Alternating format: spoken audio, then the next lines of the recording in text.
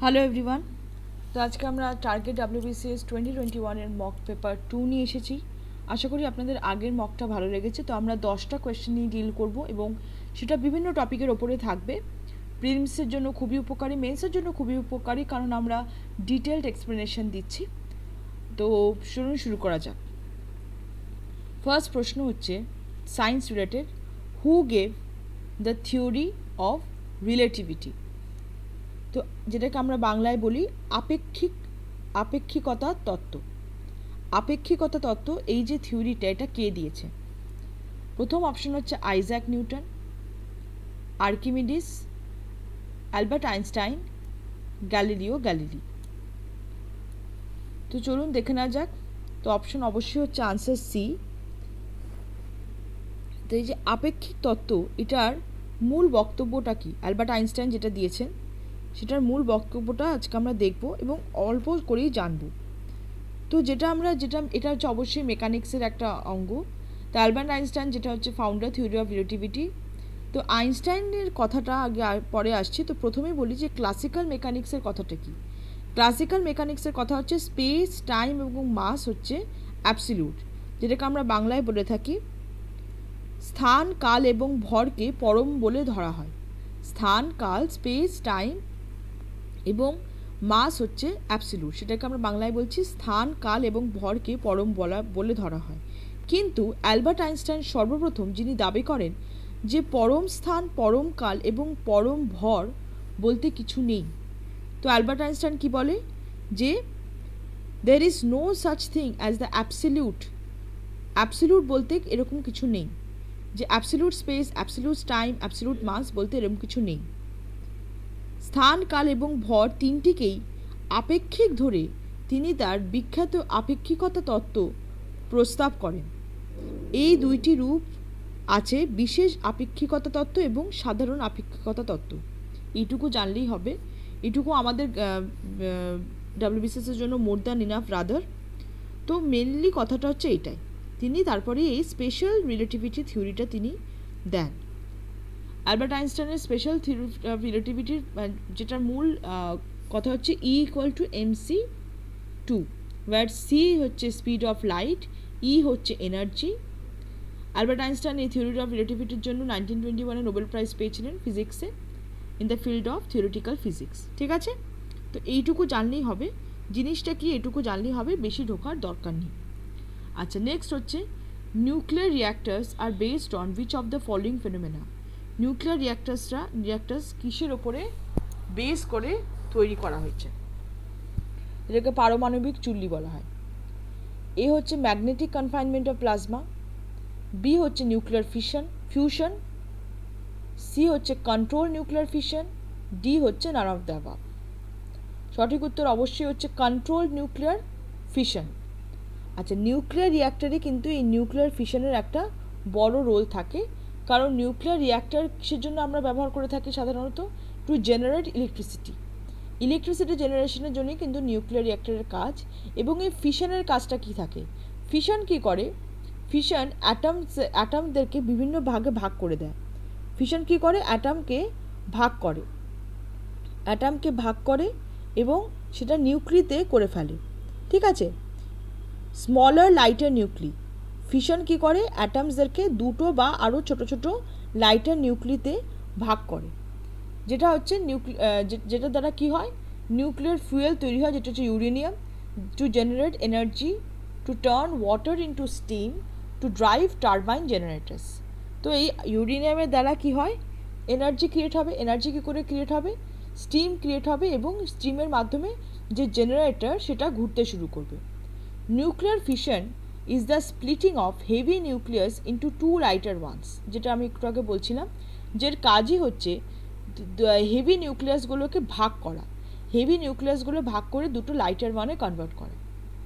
এই নিউক্লিয়ার এই ফিশনটাকে ডিসকভার করেছিলেন 1938-এ by the German scientist Otto Hahn, Lise মিটনার and Fritz স্ট্রাসম্যান, এরা ডিসকভার করেছিলেন। আচ্ছা, নেক্সট, এটা general knowledge. The Indo US military training exercise Yudh Abhyas 2019 is being conducted in which city? তো ইন্ডো ইউএস এরকম অনেক মিলিটারি ট্রেনিং এক্সারসাইজ হয়, তার মধ্যে একটা আমি দিয়েছি প্রশ্ন যে Indo US military training exercise যেটার নাম হচ্ছে ইউথ অভ্যাস, এরকমও দেওয়া যেতে পারে যে ইন্ডো ইউএস মিলিটারি ট্রেনিং এক্সারসাইজের নামটা কী। আমি এখানে নামটা দিয়ে দিয়েছি, আমি শুধু জিজ্ঞাসা করেছি যে কোন শহরে হয়েছে। এ ঝাঁসি, বি নিউ ইয়র্ক, সি আজমের, ডি ওয়াশিংটন। সঠিক উত্তর হচ্ছে অবশ্যই D Washington. 15th edition of the Joint Military Exercise Youth Abhyas 2019 is being conducted between India and US at the Joint Base Lewis McChord in Washington, USA from 5th to 18th September. তো youth অভ্যাসটা ঠিক এই টাইমে হয়েছে, যেটা India এবং ইউএসের মধ্যে হয়েছে। ওয়াশিংটনে যেটা হয়েছে 5 থেকে 18 সেপ্টেম্বরের মধ্যে। It is one of the largest joint running military training and defense corporation endeavors between India and USA. তো এটাকে বলছে হচ্ছে লার্জেস্ট ট্রেনিং এবং ডিফেন্স কর্পোরেশন, যেটা কিনা ইন্ডিয়া এবং ইউএসের মধ্যে হয়েছে। The exercise will provide an opportunity to the armed forces of both countries to train in an integrated manner at battalion level with joint planning at brigade level. Both armies will jointly train, plan and execute a series of well-developed operations for neutralization of threats of varied nature. তো বিভিন্ন military exercise করা হয়, তাদের বিভিন্ন objective থাকে। তো এর objective হচ্ছে যে জয়েন্টলি ইন্ডিয়া এবং ইউএসের আর্মিদেরকে ট্রেন করা হচ্ছে, মিলিটারিদেরকে ট্রেন করা হচ্ছে, এবং যাতে তারা জয়েন্টলি বিভিন্ন যে থ্রেটস থাকে সেগুলো তারা জয়েন্টলি যেন সলভ করতে পারে। আচ্ছা, next, which country has been declared free from avian influenza H5N1? তো কোন কান্ট্রি রিসেন্টলি বলেছে যে সে এভিয়ান ইনফ্লুয়েঞ্জা, যেটার কোড সায়েন্টিফিক নেম হচ্ছে H5N1, সেখান থেকে মুক্তি পেয়েছে? এ হচ্ছে নেপাল, বি হচ্ছে ইন্ডিয়া, সি হচ্ছে শ্রীলঙ্কা, ডি হচ্ছে বাংলাদেশ। সঠিক উত্তর হচ্ছে B, that is India. India has been declared free from avian influenza H5N1 by the OIE, World Organization for Animal Health. The status will last only till another outbreak is reported. তো এই যে free হয়েছে, এই যে free declared free status, এই free স্ট্যাটাসটা কতদিন last করবে? যতদিন না আরেকটা ইনফ্লুয়েঞ্জা আসে। H5N1কে বলা হচ্ছে highly contagious viral disease, bird flu যেটাকে আমরা বলে থাকি, সেটা পার্টিকুলারলি কাদেরকে এফেক্ট করে? চিকেন, টার্কি বলে একটা পাখি, ডাকস, এদেরকে এফেক্ট করে। The virus can also affect humans causing death in some cases. তো এর আমরা ভুক্তভোগী হয়েছি, যখনই বার্ড ফ্লু হয় তখন চিকেন এসব সব বন্ধ হয়ে যায়, কারণ বলা হয় যে সেই চিকেন খেলে যে চিকেন ঝিমোচ্ছে সেটাকে, এটাই কিন্তু এভিয়ান ইনফ্লুয়েঞ্জার সিমটমস থাকে। আচ্ছা, next, which of the following articles deal with the administrative tribunals? Administrative tribunals পলিটিভ কোয়েশ্চেন, কোন আর্টিকেলে আসে? Article 323A, article 323B, article 324, article 325। সঠিক উত্তর হচ্ছে আর্টিকেল 323A। তো অ্যাডমিনিস্ট্রেটিভ ট্রাইব্যুনালসটা আসে হচ্ছে পার্ট 14A। পার্ট 14A-তে আসে হচ্ছে 323A of the Constitution of India entitled as Tribunals, যেখানে ট্রাইব্যুনালস রিলেটেড সব কথা লেখা থাকে, কনসিস্টিং অফ দুটো আর্টিকেল 323A আর 323B। 323 ডিল করে অ্যাডমিনিস্ট্রেটিভ ট্রাইব্যুনালস আর 323B ডিল করে স্টেট ট্রাইব্যুনালসটি, but tribunals related to other matters. আচ্ছা, next, which act provided for separate representation of presidency corporation, chamber of commerce, universities and zamindars? তো এই অ্যাক্টগুলো কিন্তু খুব বেশি ইম্পর্টেন্ট। প্রত্যেকটা অ্যাক্টের ফিচার্স কিন্তু অনেক বেশি ইম্পর্টেন্ট। প্রত্যেকটা অ্যাক্টের ফিচার্স কী কী বলছে সেটা কিন্তু অনেক বেশি ইম্পর্টেন্ট। তো প্রথমেই অপশান দিয়ে হচ্ছে Indian council's act 1909, government of India act 1919, government of India act 1935, naan of the above. তো সঠিক উত্তর হচ্ছে আনসারে ইন্ডিয়ান কাউন্সিলস অ্যাক্ট 1909, যেটাকে আমরা কি বলে থাকি? মরলিম ইন্টু রিফর্মস। মরলিম ইন্টু রিফর্মস যেটাকে আমরা বলে থাকি, সেটার আন্ডারেই কিন্তু এটা আসে যে সেপারেট রিপ্রেজেন্টেশন দেওয়া হবে presidency corporation, chamber of commerce, universities এবং জামিনদাসদেরকে। এবং এটার আরেকটা ইম্পর্টেন্ট ফিচার হচ্ছে কি? Separate electorate. Separate electorate for Muslims. মুসলিমসদের জন্য সেপারেট ইলেক্টোরেট দেওয়া হবে, যেখানে মুসলিমসদের জন্য সিট রিজার্ভ থাকবে, যাতে তারা মনে না করে যে তারা যে মাইনরিটিতে আছে তাদের ইন্টারেস্ট যাতে ডিপ্রাইভড না হয়, এর জন্য তাদেরকে সেপারেট একটা ইলেক্টোরেট দেওয়া হবে। ঠিক আছে, তো এটা হচ্ছে Indian council's act 1909। Special features of every act is very important. প্রত্যেকটা অ্যাক্টের কিন্তু ফিচার্সগুলো খুব অনেক বেশি ইম্পর্টেন্ট। আচ্ছা, which of the following class will not be negatively affected by the higher inflation? এর মধ্যে থেকে কোন ক্লাসের লোকজন ইনফ্লেশনের যে নেগেটিভ যে সাইড সেটা থেকে অ্যাফেক্টেড হবে না? ইনফ্লেশন, যেটাকে আমরা বলি মুদ্রাস্ফীতি, কোনো বিশিষ্ট নির্দিষ্ট সময়কালে সব ধরনের দ্রব্য বা সেবার মূল্য গড়ে বৃদ্ধি পাওয়াকে আমরা মুদ্রাস্ফীতি বা ইনফ্লেশন বলে থাকি, তাই তো? তো আচ্ছা, অপশনগুলো দেখিনি আমরা। ফার্স্ট অপশন হচ্ছে কনজিউমার ক্লাস, নেক্সট অপশন হচ্ছে ডেপ্টার ক্লাস, সি হচ্ছে পেনশনার ক্লাস, ডি হচ্ছে বিজনেস ক্লাস। সঠিক উত্তর হচ্ছে D. The business class will be richer by receiving the higher prices of the communities. তো কী বলছে, কোন কমিউনিটি এফেক্টেড হবে না? বিজনেস ক্লাস কমিউনিটি এফেক্টেড হবে না। তো ইকোনমিক্স যারা তারা বিলিভ করে যে very high rates of inflation বা হাইপার ইনফ্লেশনটা সবসময় হার্মফুল, কারণ and are cause by excessive growth of goods and supply. ঠিক আছে, তো সেক্ষেত্রে বলছে inflation effects economics in various positive এবং নেগেটিভ ওয়েজ, দুটোতে এফেক্ট করে। এবং নেগেটিভ এফেক্টস অফ ইনফ্লেশন কি এক্ষুনি আমরা কোয়েশ্চেনে পড়লাম যে will not be negatively affected. তো নেগেটিভ এফেক্টসগুলো কি সেটা একটু চট করে দেন। নেগেটিভ এফেক্টস কি? মানুষ ভাবছে যে জিনিসের দাম বেড়ে যাবে, তো আমি কি করি, আমি জিনিসটা বাঁচিয়ে রাখি। যে জিনিসে হয়তো আমার অতটাও দরকার নেই, আমি সেই জিনিস অনেক বেশি করে কিনতে লাগলাম এবং সেই জিনিস আমি জমাতে লাগলাম। কস্ট অফ হোল্ডিং মানি, আমি টাকা আমার কাছে রেখে দিচ্ছি। ফিউচার ইনফ্লেশনের কথা ভেবে এইগুলো আমরা করতে থাকি। গুডস শর্টেজ হয়ে যায়, মানুষ হোর্ডিং করতে শুরু করে, আনএমপ্লয়মেন্ট দেখা দেয়।